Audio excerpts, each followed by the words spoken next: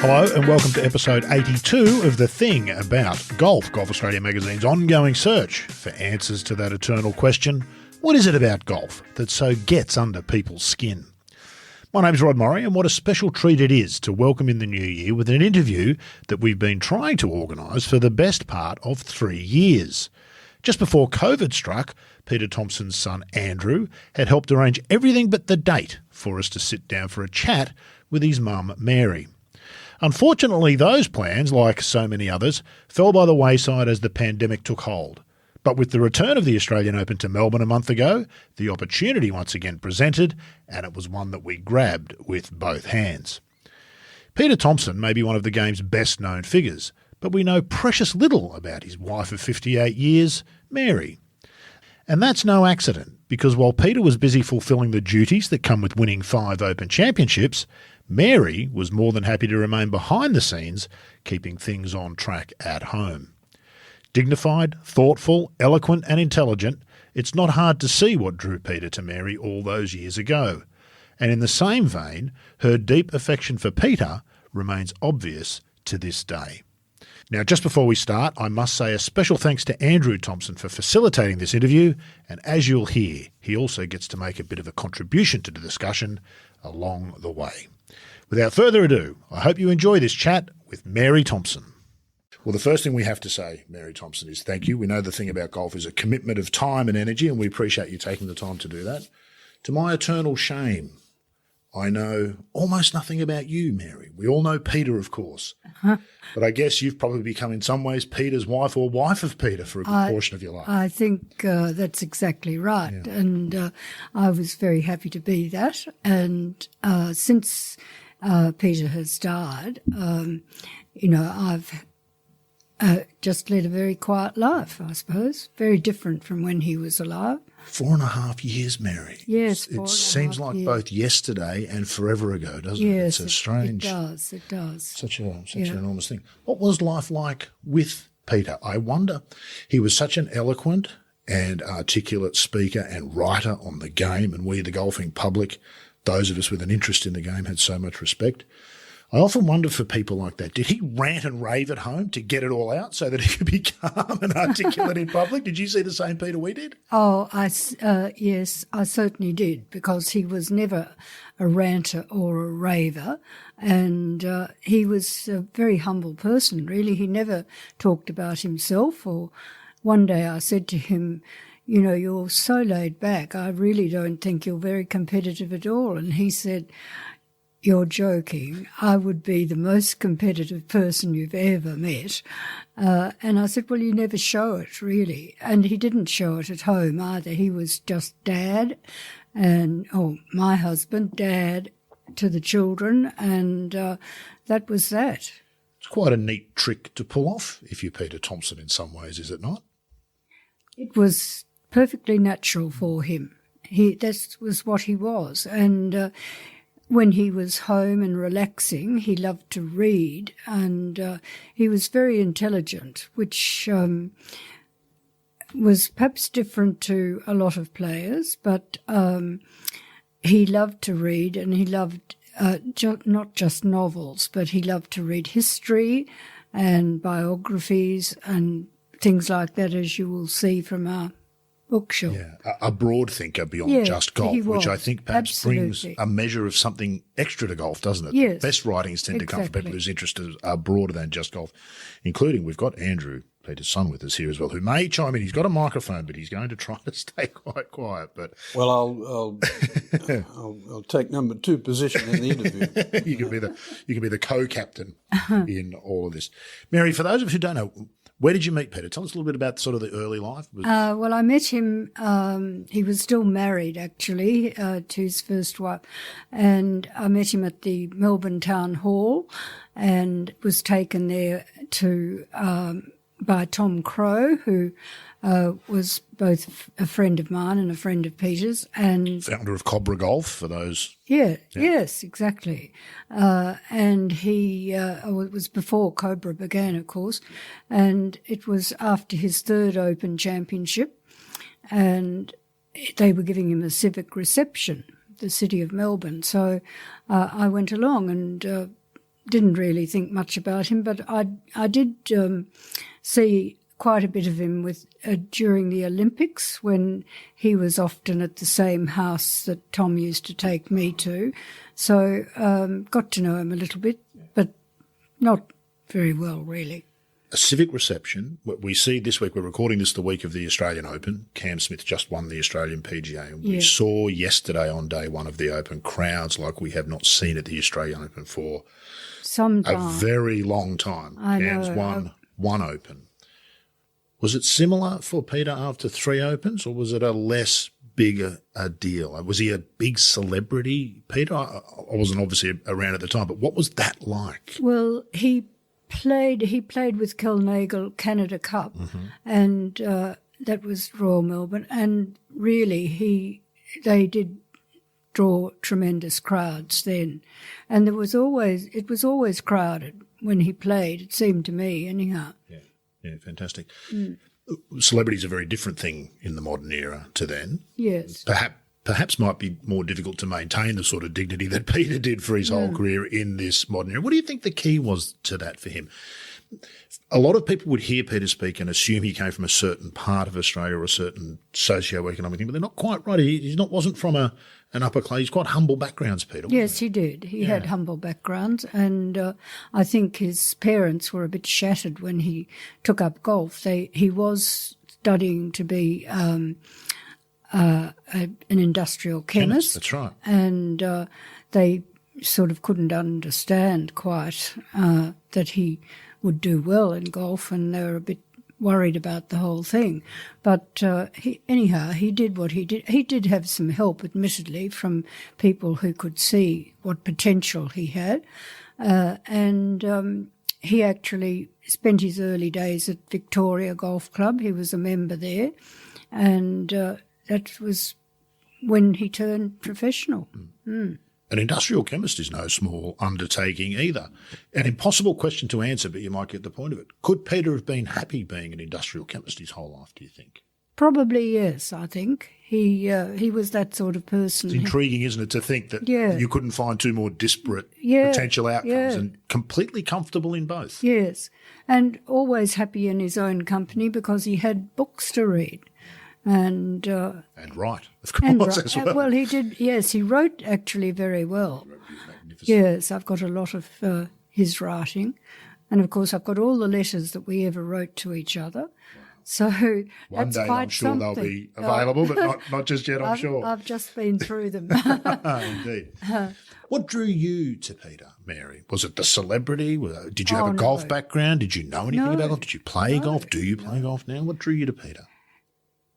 I really don't know. I suppose we just became friends and then eventually fell in love. So there we are. I'm going to ask you a question here, Andrew. Is your mum intellectual like your dad was? Do you think is that perhaps part? Do you recall family dinners or family discussions about deeper subjects than just, are we having chops or steak?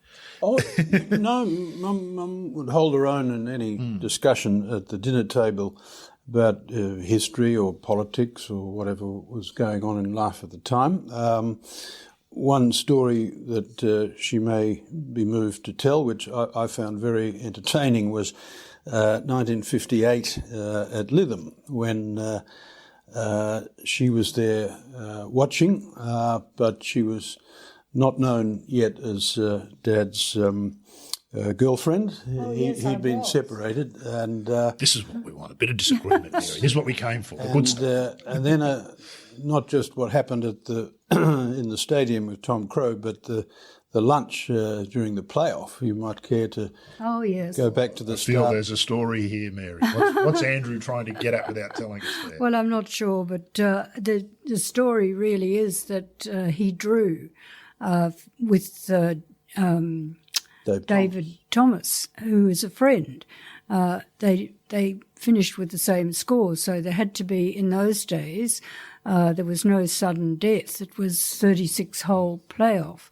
And they played the first round in the following morning, and then the four of us retired to the dining room in the hotel where we were staying, and we had lunch together. The two combatants Yes. and their respective partners. Yes, and so they that was fine, but the press were kept out of the dining room. They were at the doors of the dining room watching the whole performance, but they were not allowed in, fortunately. But in those days, this was Peter and this was David. They were friends. And then after lunch, we went back to the course and Peter actually beat him. And then of course, the press were onto the fact that I was the girlfriend and watching me watching him. And Tom was very helpful, putting his arm around me in the little grandstand. And after the presentation, Peter decided he'd meet us in the car, and he sort of jumped into the back of an electrician's truck with the trophy, with the claret jug under his arm, and met us down the road. So we avoided the press, which was good. An early taste of the celebrity lifestyle, the paparazzi, exactly. even back in those times. Did you enjoy all of that? I'm sure at the time there's an annoyance about it, but it's a bit exciting too, isn't it? A bit of fun. I didn't really enjoy that part, I was happy to sort of just stay out of the limelight. Once we were married, you had to sort of accept it, whatever it was. When we had to go straight from our marriage, straight to a tournament and delay the honeymoon until the following week. Until the 4 rounds had been completed and all scores had been assessed. So golf came first. What about the Italian Open in Lake Como? Oh, yes. Well, You're a dental nurse in London. I was, yes. But I was travelling at that stage with some girlfriends in Europe. What years are we talking about? Oh, we're talking about 59, I think. And so he sent me a telegram to say that he was coming over to play in the Italian Open. That's extraordinarily exotic, isn't it, in 1959, to travel from Australia to the Italian Open at Lake Como and invite somebody from London to join you? Yeah, well, anyhow, I was over there, so I went along and met him at Villa d'Este with one little cotton dress. So he had to take me down to the local village to get me something decent to wear. All the ladies were dripping with diamonds in those days at Villa d'Este. And then he went ahead and won the Open. So I went back to my girlfriends and he went home, I presume. I can't remember much. 1959, I feel like at the moment we're in a time of quite extreme social upheaval. It can always feel like that if you go looking for it, but it does feel like the world is shifting in some really big ways. 1959 would have been a somewhat not dissimilar sort of feel heading into the 1960s and what was to come after that. What was that being in golf, which was very old world at the time? It's been dragged a bit into the new world now, I guess, but what was it like to be a part of that around that time? I imagine it would have been interesting. It was interesting, and there were some interesting people there. Henry Cotton was still playing, and, he was a fine English golfer, of course, and Peter's best friend, Kel Nagle, he won the British Open in 1960, and that was very exciting for us. Peter was so into Kel, really. Very genuine affection for very Kel. Genuine affection, and which lasted right up until Kel died. We used to fly up to Sydney to see him when he was ill at the end, and he said to Kel, "This is your year. I think you can win this at St Andrews." So he sort of took him around the course a couple of times. I mean, Kel was a fantastic player, but Peter knew St Andrews very well, and he helped Kel with the various holes, and then we sat back and watched. And we didn't. He played, of course, but no, I can remember sitting on the edge of the 18th green, and Peter. There was the one time I ever saw Peter in tears. He had tears running down his face. He was so happy that Kell had won. But two questions, so I'm going to ask this one on a side note very quickly first. My feeling has always been that Kell might be the nicest person I ever met and possibly the nicest person in the world. Yes. He'd be in the top three, wouldn't he, of any conversation absolutely. at the whole. Yes. Am I right in thinking that Peter lent Kell his jacket for the presentation ceremony at that Open because Kell didn't have one? He did. Yes. Yes, he did, because I recall photographs taken that evening when we were having drinks to celebrate, not Kell. He was drinking water or lemonade. Yes, he did have Peter's jacket on. Now, I might be mixing two stories together, but is there a possibility that Kell left the cheque in the pocket of the jacket? No. Forgot about it? No, that's a different story. Different story. Somebody else did that, though, didn't they? Borrowed a jacket, put the cheque. That was Peter. Peter himself. Peter himself. He borrowed a jacket for the prize giving, and in fact, he was the last person to ever go to the prize giving with a jacket and tie on. Really? And out of his golf clothes. He was always very respectful about the R&A, and then he became a member later on, and they made him an honorary member. But yes, he never wore a golf shirt and a cap.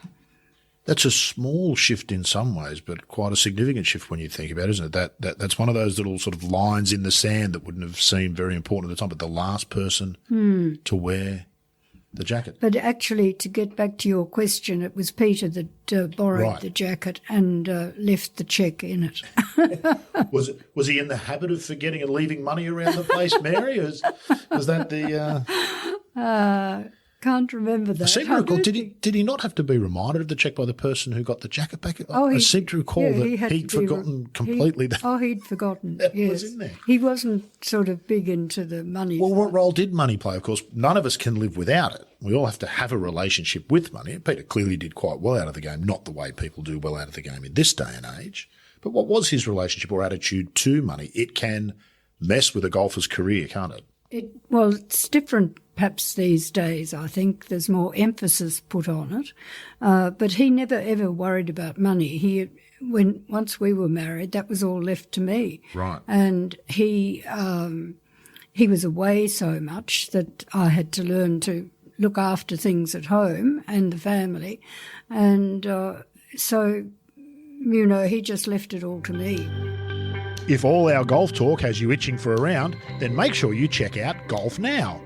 The Golf Now app and website gives you an easy way to book social golf online at hundreds of courses across Australia, including some of Golf Australia's top 100 tracks. No queues, no call waiting, just the tee times you want at your fingertips 24/7. Download the free app or visit golfnow.com.au today. Go play. This is a curio of my mind, I suspect, but what were the mechanics of that at that time? Now money would be electronically deposited into your bank and you could electronically move it around. Certainly not the case when Peter's winning significant checks internationally. Well, when you say significant, you laugh at what he. I can remember one of the letters that I was going through, and he'd won a tournament in Asia, and he was very excited because he'd won $300. One must admit, $300 probably bought more then than it does now, but still, it certainly wasn't an enormous amount. Certainly did. Well, no, certainly in the early days of the Age Tour, they used to pay the players in cash, didn't they? Yeah. The players would queue up on the Sunday evening, I guess, in the order that they finished, and have their like pay packets being doled out on payday at a factory. Well, I can't remember that, but mostly I think the cheques just came home. Were posted by Peter or by the tournament organiser, perhaps, and then you would bank them. Wow. Quite the administrative task, I would imagine. What about travel arrangements and those things? Did Peter have someone to look after that, or did you help him with that? Because they would have been much more complex in those days as well. Travelling, yes, internationally from Australia. Oh, he had someone help with the travelling. Yeah, we had a travel aid. Did you get to travel much, Mary? Did you want to travel much? I'd like to have travelled more. I'd like to have taken the children to Europe and lived in Europe and for a while and have them learn another language. My son here now, of course, speaks a number of languages. Others, that's right. But no, he wanted to come home. He said, no, I need a home to come to, and you're it with the children, so home you must be. It always felt from the outside, and Mike Clayton's talked often about this, about Peter's attitude to the game being the perfect one. Whilst it was his job and a business, he never viewed it as more than a game, did he? It's easy for golf to get under the skin and into the mind if you're not careful. It seems Peter never really suffered from that. He just said that he never worked a day in his life. He'd always had, pleasure mainly in playing, hadn't thought of it as a job. Yeah. We're talking a lot about Peter, of course. The name of the podcast is The Thing About Golf. What's the thing about golf for Mary Thomson? What's your relationship with the game? Very, very little. I played at Metropolitan Golf Club and... Did you ever have a bad lie the time you were there? I can't imagine that you had. I had some shocking lies. Never on the fairway, I'm sure. Oh, dear. No, I never, ever got down to single figures, I'm afraid. So I didn't feel that Peter was a very good teacher. Did he feel he was a good teacher and you were a poor student? No, he felt that everyone had to do their own thing and that I had to find out for myself, the way to play. So, did you like the game? What was your relationship? Yes, I did. I liked it very much. Yes, I did. And I kept playing up until when he became ill with Parkinson's disease. Then my job was really to look after him, or not my job, but my pleasure to look after him. So I stopped playing golf then and haven't played since, really. Did you play much with Peter? I imagine that you did. And what was that like? Oh, that was great. We really just enjoyed being together and having a hit. As a golfer, though, did you watch what he did and wondered why it could look so simple there and be so extraordinarily difficult for me? I did, yes. We both have the same number of arms and legs. It's not fair that it looks so simple. I can remember one day at Royal Melbourne, he did say to me, Mary, if you did something, that would be better. And I said, well, do you realise it's taken you 10 holes to tell me that? Where have you been all this time? Yeah, exactly. Yeah, no, we just enjoyed doing things together, really. For professional golfers and golfers of Peter's calibre, there are almost two forms of the game, aren't there? I imagine that the golf he played with you was very different to the golf he played, obviously, in tournament. Do you have any sense of whether he enjoyed one more than the other or whether it was a different type of enjoyment each to the other? Well, once I knew how competitive he was, I think he enjoyed the competition more. Yeah. You can't do what Peter did without being competitive, can you? No matter what you show outwardly, you just can't get to that level without being. But he never showed that. No. His interests were far beyond just playing and his own playing, weren't they? He had a genuine interest in promoting the game globally, the professional game. He warned us about the dangers of the PGA Tour being so dominant very early on when lots of others possibly couldn't see it. What do you think he would make of golf now and the sort of the things the turmoil we're seeing in the game now? Well, I think he'd be a bit sad about that, really. And as I said earlier, he wasn't sort of so much into the money, so I don't think he'd approve of the live thing, particularly from where it's coming from, and the human, things that go on there. Anything that tarnished the game always felt to me like that's what that was Peter's kind of guiding principle. That's right. Yeah. The professional game is not the game. The game is much bigger than professional golf and has much more to offer. Yeah. Sort of the world. Give us some memories of some of the tournaments. Andrew was saying there, and he's right. We don't have enough of the oral history of what unfolded at various sort of important tournaments and really significant moments in Australian golf history. You must have shared several of those with Peter. What's the first one that comes to mind? Your first sort of... Well, the first time I watched him play, I think, was that Canada Cup that I mentioned earlier. and he was playing then with Kill, and of course they won, so that was pretty exciting. Sneed, who were the Americans? Sneed and I remember who the think other I thought it was Middlecoff. Yeah, Kerry Middlecoff. Yeah. Yes, I think And Peter and Sam Sneed were quite good friends, weren't they, over time, if I recall? Peter and Sam Sneed. Sneed, yeah. Oh, yes. Yes, that's They right. shared a room occasionally. Yeah. And talk about on the tour. opposite, disparate characters. Yeah. Peter and Sam Sneed with the piece of straw in his mouth and the hat they on. were, yeah. But Sam was a bit rough and ready, but he was always delightfully Yes.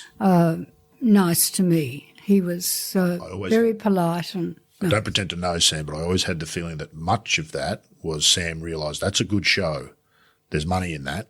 Maybe. That he was perhaps bright, a little bit like Boo Weekley, perhaps brighter behind there than what he was necessarily letting on. He's giving the crowd what they wanted in so many ways. Because I remember when Sam passed, it was the only time I ever interviewed Peter, and I was as nervous as a person could be interviewing. He agreed to chat to me on the phone. And I was surprised how affectionately he spoke about Sam. They a bit like Kel, not to the same level. Yeah, A genuine affection for Yeah, Sam. yes, he did. They had the same ancestry. Sam Sneed was what's called Scotch-Irish. Right. Sometimes derided as the hillbillies. Ancestors came from the borderlands of Scotland to Northern Ireland and then immigrated to the Appalachians. And Dad's Scottish ancestors came from exactly the same place. Did they know that about each other, do you think? I imagine your dad probably knew that about No, Sam. I doubted. Well, they each knew where their ancestors came from, but I think they had an instinctive like an almost instinctive rapport kinship, because they were of the shared same understanding of a culture, the same kind of stripe. background. It's interesting, isn't it? Who were the? Well, I want to come back. Sorry, let's come back to the golf memory. So the first time you saw Peter play was at the Canada Cup, and I would imagine that would have been a huge deal. 1956 was it? 50. 19. The Yes, year of it the would have Olympics, been. 56. I thought it. No, well, 56 was the year of the Olympics. Yes, that's right. 59, maybe. Oh, I think it was This is disgraceful no. that the three of us are sitting here and don't know. We should all be Trophy's embarrassed. over there somewhere. Yes, well- We should be able to Canada figure Cup. it out. Oh, no, I gave it, didn't I? I gave it to Royal Melbourne, I think. I think so. Regardless, whatever year it was, we Anyhow. can edit all of that out. That Yeah. just look foolish. We'll take Yeah, that out. it was probably about 57, I think. And what were your memories of that first time of going to see it? You said you didn't have sort Just of a big relationship crowds with golf, and- And the golf itself, as a non-golfer, did it make any sense to you that these guys were particularly good at the game, or did you just Oh, assume yes. this was just golf? They won, so yes, it was pretty exciting watching it. Yeah, because it was a big deal. I didn't know that we'd won it previously, Australia, had we? The Canada I don't Cup, think which we one had won? till then. Tragic what's happened to that event too, by the way. Yes. What should be one of the game's Yes. most important events. Exactly. And it sort of disappeared. What about beyond that? I suppose we always think of Peter, we think of the Open, 5 Open championships. It's an extraordinary elite company and 3 of them on the trot. An amazing record over a decade or so of, I think, not being out of the top 3. Am I right, Andrew? Over the course of about 7 years. 7 years of Oh, yes. He Second was, or champion. remarkable. What do you Yeah, remember about those times, Mary? And Well, the 58 one was the only one I ever saw because by 65 I was home with the children, and Don Lawrence actually was great. He was a good friend, and he kept ringing me after every hole. so what? Because you wouldn't have had television, your viewing opportunities would have been No, naught. absolutely, yes. And was Don Lawrence in the UK? No, Don Lawrence was home here He was getting some in sort the of office, update, and he was getting, the hole by hole. hole-by-hole scores. So he called me, and of course, by the middle of the night, he'd won. So I said, well, come out and we'll have a glass of champagne together. What time was that, Mary? 4 o'clock in the morning or Something something? like that, yeah. Goodness me. It was a bit ridiculous, but anyhow. It's an incredibly romantic way to experience golf, I suppose. Can't be as good as watching. Then, no, not as good as watching. And he did come out, and we had a drink together, which was very nice. But no, it was hard those days when you couldn't be there because of the children. But I used to try to go once a year. They had an event at Sunningdale, I think it was, and I used to go and stay in the Savoy, and they put us up very nicely, and they'd take the fellows by helicopter to the course in the morning, and we'd have the the Rolls Royce to go around in. I used to go to Marks and Spencer's and buy the children's dressing gowns and pyjamas. Was that the event where Ian Fleming used to play with him in the Pro-Am? He did. He was great friends with Ian Fleming, and Ian made Peter promise he'd never, ever read a James Bond book. He thought they were pretty trashy himself. But, he wrote a wonderful story, actually, in the golf magazine about playing with Peter at Sunningdale. So that was a bit of fun. Yeah. It's very glamorous, Mary. Rolls Royces and helicopters at a time when we see much more of that in this day and age, I guess, than we used to back then. That just must be fabulous memories to look back on. They did a little, little article in one of the English papers called "From the Sink to the Savoy," and that was my life. What about Sean Connery and his wife? You used to dine with them? Yeah, we dined with them at their house. So, yes, there were some very sort of exciting moments, really. Sean asked me to go to the set to watch him. Sean Connery? Yeah. Oh, Mary, there'll be... Making a James Bond. There'll be women envious all over the world listening to this. A personal invite from Sean Connery, goodness me. Anyhow, I couldn't go. I had to go to the golf, so I took his wife to the golf instead. What was that like? Australia is humble in that sense, in those circles.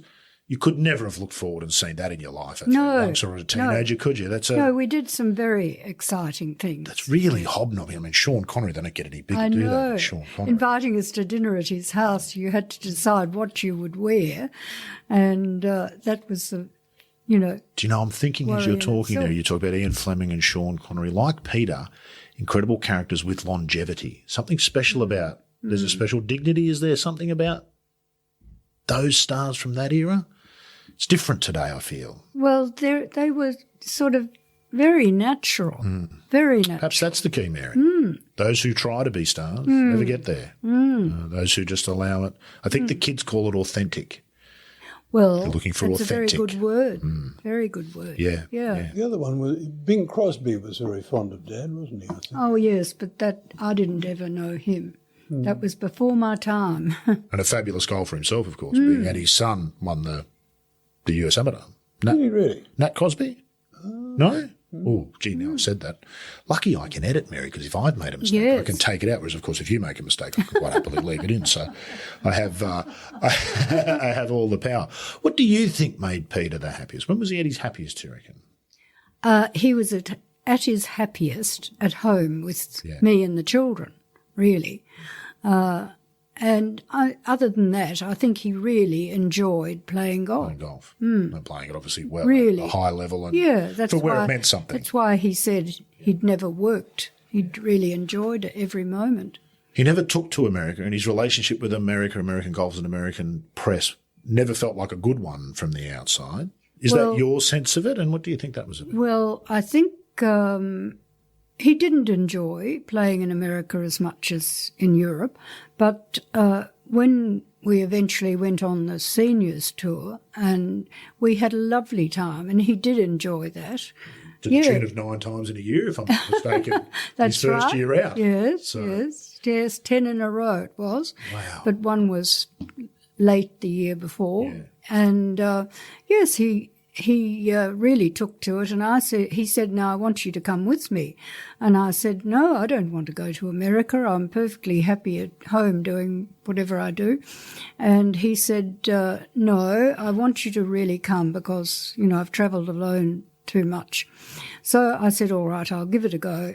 And when we went, I was amazed. There was a party every week at someone's house, and it was really, I didn't know any of the other golf wives to begin with, but once I'd got to know them, we had a really nice time, I must say. And being the foreign one on the tour, that can go either way, can't it? It hasn't always worked out for players going to America. Well, it did work out pretty well, and we used to he'd always be asked to speak, and he was very good at that. So he was, happy. It was 85, around 1985? Yeah, 83, I think, and then through to 85. to 85.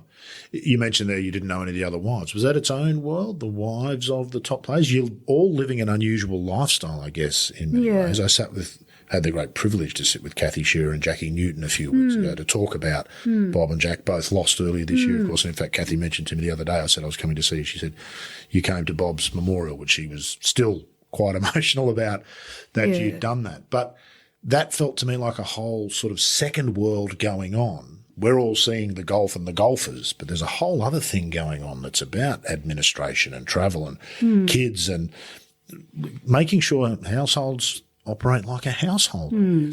Well, it was difficult leaving the kids who were sort of teenage, and or Andrew, you'd turned 20 by then, I think, hadn't you? Yes. Anyhow, it was difficult, and I used to mostly come home halfway through and just, check and see if they were all right. They were they were working, the kids, or at uni, and not having parties and trashing the house. No. Turning up on Current Affair like that young Corey, was it, that we saw some years ago? All those sort of things. No, they were pretty good, really. Did you have friends amongst that circle? Was there a sort of a friendship ring amongst the wives or the partners, or? I didn't have one person that I was really friendly with for a while was Sandy Funseth, but Rod died of mesothelioma very suddenly, and so she didn't come back on the tour again. But no, I had a pretty good time altogether. Is it one of those lifestyles where you're kind of either on the tour or off the tour, that's kind of the club, and if it's once you're off the tour, it's a different world again, I would imagine? Well, we were very lucky in that in the beginning we had lots of spare time, and we did buy a car in America, and so we went to a lot of places that we wouldn't have gone just for the golf. Which is the real bane of most professional golfers, is that they see a lot of hotel rooms, freeways, airports and golf courses, and they see them all over the world, and they see nothing of the world while they're about it. Yeah. Unless they make an effort. Well, Pan, my eldest daughter, she came over for 3 weeks, and it was the year that Peter won so many tournaments, and she ended up staying 9 months. This party's nice. I'll stay here. We had a wonderful time together, and she danced with Clint Eastwood, didn't she? Oh, goodness me! Oh yes, she did. She had a photo taken with Clint, and she was very Carmel. He was mayor of Carmel. Mayor of Carmel. Now owner of Pebble Beach, of course, along with a consortium of others. Pebble Well, I Beach? assume they still own it. They bought it several years ago. There was Arnold Palmer, if I'm not mistaken, and a couple of others. They bought Pebble Beach. Yeah. Well, you know more than I do. I've been doing this from the other side. Yeah. I can't play the game, so I've spent a lot of time reading about it. Do you not play? I haven't played for quite a while. I haven't a business, and there's Interesting, Rod, when you asked Mum about relations with the wives. That was the key in 1998 at the President's Cup in Melbourne. The wives of the international team, led by my mother, M. Thomson. Yes. the story behind that victory. She may care to talk about that. We had a great time actually. At that particular year, Royal Melbourne was being renovated, and so we were in marquees outside. Because the clubhouse at Royal Melbourne used to be awful, didn't it? Pardon? The clubhouse at Royal Melbourne used to be awful, didn't it? Yes. It was a terrible building. Anyhow, we weren't in there. We were in the marquee, and there was a marquee right next to us was the American team, and we had a great time. We all got on very well together, and everyone, as they played their matches, they'd come back in and I'd give them a hug and a kiss, whether they'd won or lost. And, the wives, we just had a lot of fun, laughter, and the Americans couldn't understand why we were having such a good time. And it was purely and simply because I decided we had to have fun as well, and that Win, lose or draw, that would if you're help. not having fun, that would yeah. help the boys. Yeah. It was terrific, really, and we did well. I can almost hear Peter in you saying that. The simplicity of that as a concept. And then you watch what happens. Yeah. They are related. If you tried to do that, it would be a different thing. Yeah. That's a very sort of an interesting thing. I still have upstairs, and amongst many bits and pieces, I still have the envelope that he sealed. He put inside the person he would choose. If it came to a draw, they had to have a match. And one out each. One That's right. of each team. And I still have that upstairs. Do you know who's in there? I don't know. Wow. I don't know. So I haven't ever opened It's just upstairs from us here, literally feet away. Is that what you're saying to me, Mary? And we're not opening it? Is that what you're saying? That's what I'm saying. One of these days I might open it. Or that you don't know whether you want to or you don't, do you? Now it's now at a point where it's kind of... It'd be fun to tell the person. Well, yes, I can't help but wonder who it might have been. I'm thinking back to that team because you had Norman, Elkington, Parry, Nobilo, Turner, Appleby, Yeah. Mariama. who was just a revelation, wasn't he? He and Parry knocking off Couples and who was the other one? It was a Couples and Tiger they beat. Yeah. I think you could have stood Mariama on Parry's shoulders. They wouldn't have been as tall as Fred Couples, and they took the two of them out. That was an amazing week. You mentioned that obviously you were enjoying it, but that felt like quite a special week. That could have been a turning point in the President's Cup. It hasn't turned out to be that as we've gone on. But had a very special. I was here for that week. Had a very special feel about it, didn't it? Yeah. Yes, it did. Yeah. Yeah. Could have been amazing. Yes, and we all got on, as I say, really, really well. If all our golf talk has you itching for a round, check out the Golf Now app. Easily book social golf online at hundreds of courses across Australia, including some of Golf Australia's top 100 tracks. Download the free app or visit golfnow.com.au today. For our American listeners, and we do have some. Peter wasn't anti-America, was he? I feel like I might have felt like that. What I said before, he wasn't a great fan of the golf courses that the tour in America played. I felt was well, in the early days, they were pretty ordinary courses. They were public courses rather than clubs, and he always said that the condition of them wasn't good. No, he preferred Europe. And the style of golf and links in particular, obviously, coming from the centre. But, as I say, we really enjoyed America very much, and we have some lovely American friends now, still. He had an interesting... I'll come back to who that might be. He had an interesting relationship with the Masters, didn't he, Peter? Because, of course, the Masters in the 50s and 60s, whilst it was a big deal, it wasn't quite the big deal it is now. It's in many ways, it's been perhaps one of the 20th century's great marketing success stories. Yes, the Masters, it hasn't certainly it? has, yeah. Has no actual pedigree to pin its position in the game on, doesn't it, apart from a link with Bob Jones. And I think Peter was one of the few who kind of... He knew Bobby, yeah. And spoke to that quite openly, which was unusual. Yeah, he did. Yeah. When you say he knew Bobby, did he ever talk about that or how well he knew him? Or Oh, no, he didn't. But I've got photos of Peter with him. Yeah. They sat him next to Bobby Jones at, I think, the first time he was invited there at a dinner, and Jones told him the original idea for the event was 30 American professionals, 30 of the world's best amateurs, and 30 foreigners. You can already feel Peter being drawn into that, can't you? This is exactly what golf should be. Yeah. Oh, well, that's so true. he approved. Well, Yes. Dad thought that was a good idea, and he was a bit disappointed later that the committee of the club, if you call it a club, had sort of departed a bit from Jones's early notion of what it should be. But beyond that, I don't think he really said much about the event at all at home. Famously, I must have told this story, and I'm now hoping that it really is true.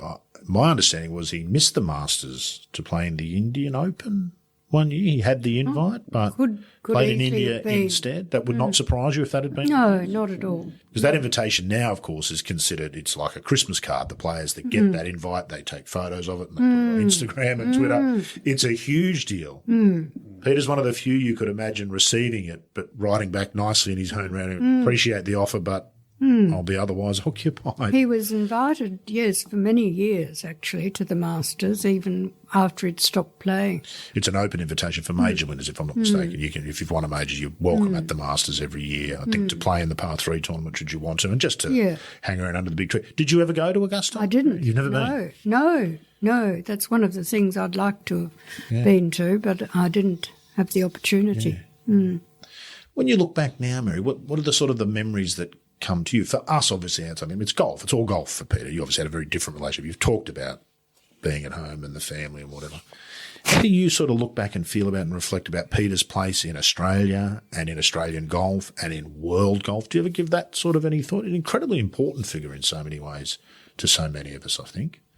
Well, I don't really give it a lot of thought, I have to say, because, I don't think he did either. But I feel he's probably amongst the male golfers. Of course, he's the, epitome, having won 5 times and the Open. And I don't know, just... and he gave a lot of time to the PGA. He was president for 33 years, so he did put things back into golf, and I'm very proud of that. Yes, I don't think anybody could question the contribution he made beyond his own playing in so many ways, including mentoring, as you say, at the PGA.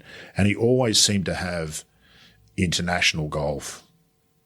It was the most important thing, that the golf should not be concentrated in one place in particular at this stage, as it has been in America. So really interesting in that way. Andrew, can you wheedle some stories out of your mum that you'll know much better than I are lurking in there? I feel like you've got a couple of things that you'd like to hear Mary retell that you might have heard before but that our listeners would enjoy. Well, as a child, I was aware of some of the controversies that swept through golf in the 60s and sort of the 70s, and Mum was a witness to that because Dad was involved in sort of combat, and that was really appearance money and the change of the size of the ball. I mean, both those controversies went on for a while. Dad was on one side of the argument, didn't always prevail, but I think they were difficult times for the game, and as leader of the PGA, of course, he had a role to play. Battles with Kerry Packer and so forth. I mean, you were there for a lot of that, weren't you, Mum? Yes, I was. I was there through that. But if you're looking for a funny story... Okay, let's do a funny story. Then we'll come back to the controversy and the good stuff. Let's have a funny story. You like the controversy better than I can't help it. I'm a funny. journo by trade, Mary. I'm a former daily newspaper hack. It's unfortunately drummed into you as a youngster. I'll tell the story of being at Lytham St Anne's.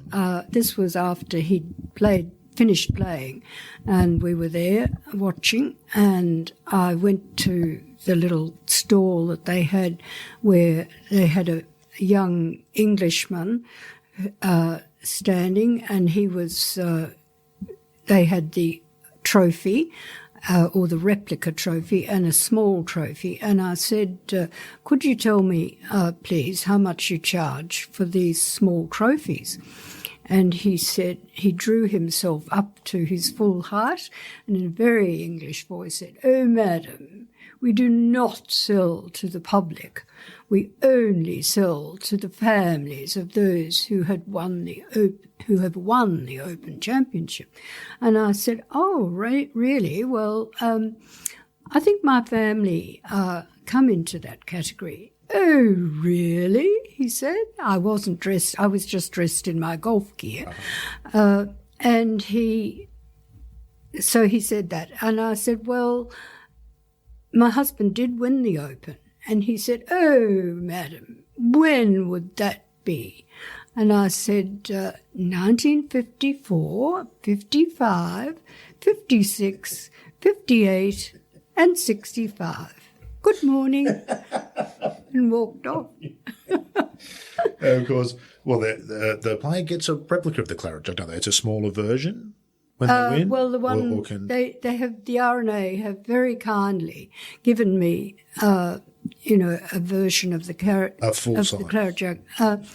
It's like 9/10. You're right. Yeah, just a tiny bit different, but you can't tell really looking at it. Are there 5 of them in this house, Mary? Are there 5 replica claret jugs in this house?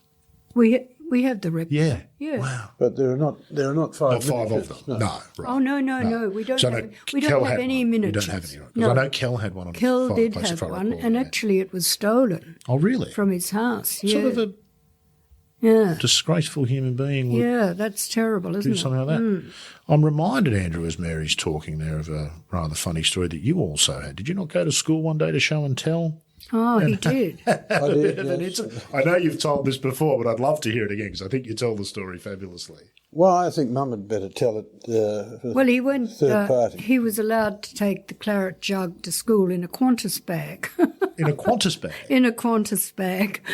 So off he went with the Qantas bag, terribly pleased with himself. Very small boy, and well, it was 65, Yeah, so no, he was 65. almost in kindergarten, and so he came home crying miserably, and we said, "What happened to you?" Oh, all the boys laughed at me, and one boy said, "My dad's got 10 of those." So he learned very early not to boast. Not to boast boast. too much.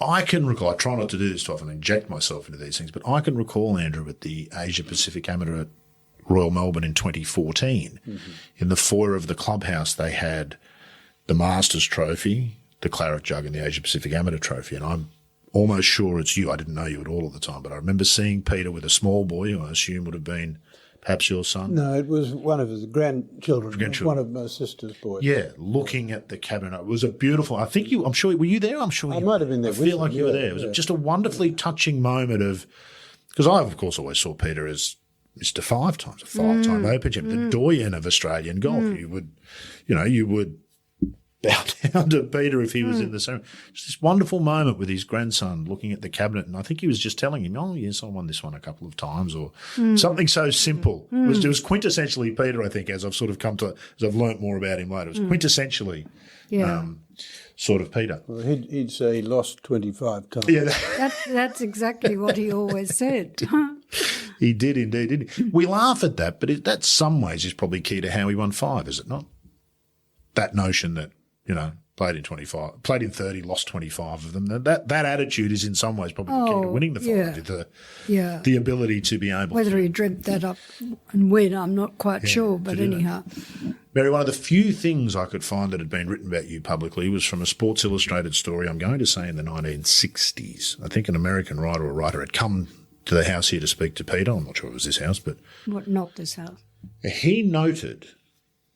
He wrote just a little bit about you, a lovely description, I thought, of you, but he noted that you told him that he'd asked where all the trophies were.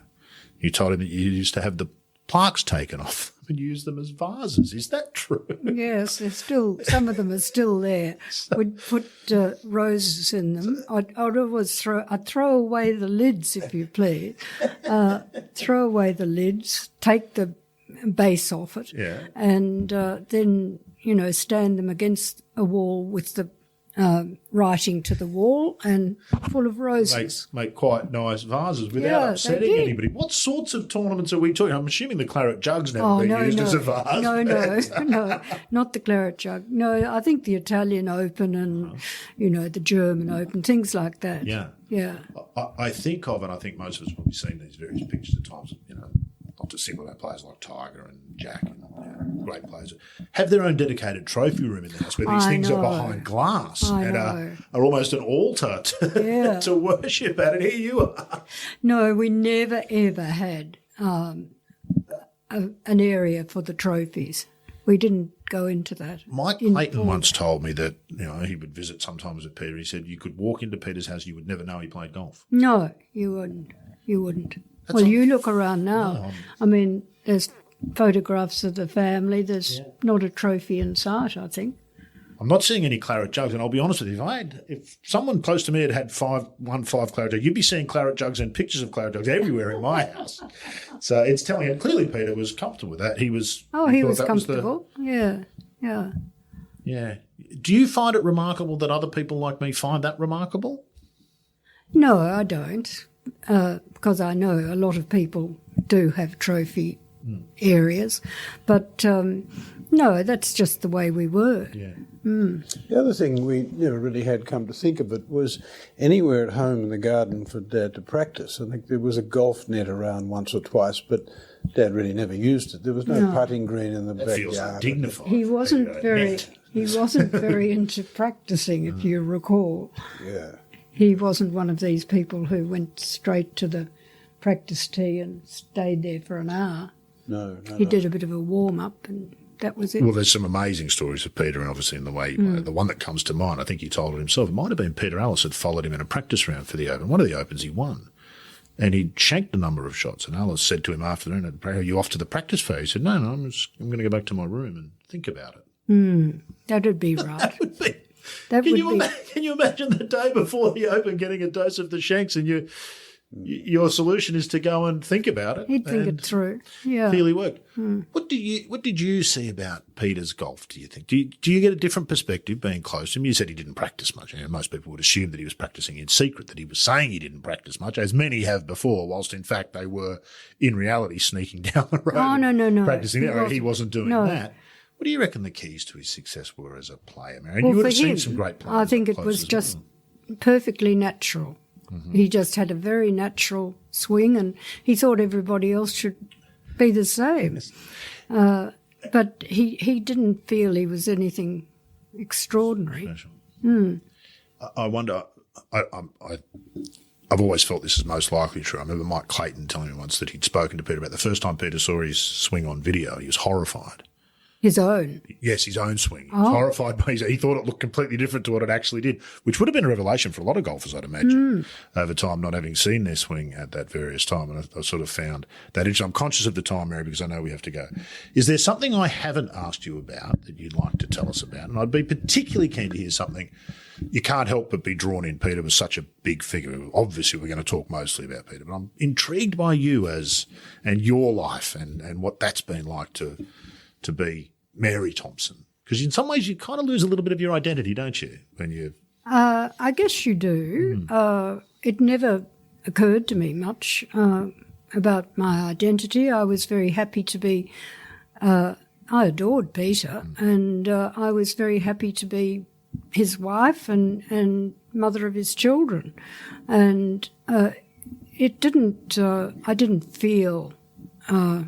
badly that I was sort of always in the background. I was perfectly happy there to be a support to him.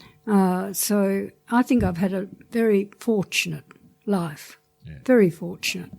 Maybe an unusual take on life in this day and age, Mary, and it's refreshing and fabulous to hear. Well, you know, I'm 89 years old now and I've had a wonderful life, really. So... very happy. And lots more to come, I suspect. You look very fit and healthy and you're sharp as a tack. There's no question about that. So there's no... Well, that's the thing you have to worry about, isn't it, at this age? No, well, I don't feel as though I've lost anything. In fact, you know, I've gained some wonderful friends and I'm very happy. You can't know what happens in stages of life until you live them, can you? You can forward and think and whatever. How's this stage of life been? Because... you know, spoiler alert, we're all going there. We're going to be the person that's lost for somebody and we all are going to lose somebody as well. I spoke to Kathy about this. It's no great shock that we lose people. We know that that's going to happen. But that adjustment's not necessarily easy. How have you found life since Peter passed? Challenging, particularly in the beginning. But, you know, I've just sort of gone along and got used to it, and now I'm sort of really very happy. I've got a lot of very good friends and I go out a lot and, you know, I enjoy sport and I love watching sport. So, you know, I can do that on the television a lot. Yeah. And hopefully we'll go to lunch. We're going to the golf tomorrow. Yeah. At long last, the Australian Open is back in the state of Victoria. It is. Having been stolen. Hijacked by my mob up north of the border there, yes. But, no, it's a normal thing when the Australian Open or other tournaments are held in Melbourne since I was a small boy. If Dad was playing, which he usually was, on the weekend we'd go and watch, wouldn't we? Of course, yeah. And 1967 at Commonwealth, that famous photograph of me climbing up on the stand and grabbing the trophy from Dad. Mum was right there in front. No doubt telling you to get down, Andrew. What are you doing? Probably, yeah. So, life as a family then, there was Dad inside the ropes playing. We were sort of in the gallery somewhere watching, later in the clubhouse trying to sneak a lemonade or something, and if we were lucky enough, Dad would win. And so Sunday night we'd be home having chops and mashed potato and some peas, and there was Dad with a trophy. So that's really how it was, wasn't it, for a long time? Absolutely. We outside imagine it must be so much different. It'd be parties and nightclubs and the whole... Not at all. No, come home and have chops and mashed potatoes like you would on a Sunday night. Fantastic. Well, to me, I agree with you, Andrew. I think, to me, the Australian Open being in Melbourne is the proper Australian Open. Well, it's a Commonwealth of Australia. In so many ways, the tournament having been in Sydney for so long has not been for the betterment of the tournament, I don't think, or golf in the country. I think Peter I would think have it shared should that. be shared around. Should be shared. Yeah, We know there's absolutely. differences about Should that, go to Perth, should go... That's right. Brisbane, should go to all places. Yeah, we understand the corporate thing and the biggest markets are Melbourne and Sydney, but that doesn't mean that they can't subsidise the tournament to go to other parts of Australia. Exactly. Because golf fans in other parts of Australia deserve to see Yes, Australian absolutely. Open as well. So let's hope that this year is the start of perhaps. The pandemic has been a great opportunity to reset, and you'd hope that there's been some resetting amongst administrators about the way we approach the game. Well, it's lovely that it's at Victoria, because that was where Peter played, and his statue is there. They had a shot of his statue or his head on television yesterday, briefly. You would hope, Mary, but I wonder if it's the case, you would hope that every golfer playing in that tournament knows who Peter is, walks past that statue and stops and has a moment to reflect about the contribution that he's made to the game, because without him, they may not be there. Mary Thomson, you've been more than generous with your time. It's been fantastic to catch up. As I said, it's to my eternal shame that I've never made the effort to come and meet you previously. It's my pleasure. So glad that Andrew helped facilitate it today, and we thank you. Thank you. I'm very happy to talk to you. Oh, I'm glad. And thank you, Andrew. It's been fabulous to have you on, and fabulous for you to facilitate the whole thing. We really appreciate that. Well, the podcast that you produce is the best of the golf podcasts available, and that's one of the wonderful things that digital age has really delivered to we golfers.